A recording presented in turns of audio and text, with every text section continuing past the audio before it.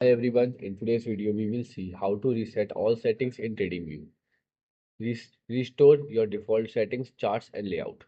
So to restore the default setting and reset the all settings in TradingView, you can firstly open the settings. Here you will see once you right click on your chart, the window open where you will see a setting button. Also you will find a setting icon at the top of the screen. Tap on it.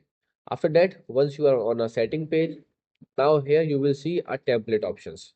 Okay, once you click on template options, now here you have two options. First one, you can save this template, okay, of your chart layout, or and then after you can switch between the templates. Or if you want to reset the settings to default setting, you can simply click on apply default. Yes, and now here you will see my page will be refreshed and the setting will be applied to default. So here is how you can easily reset the all layout and chart settings in TradingView and reset to defaults. Goodbye.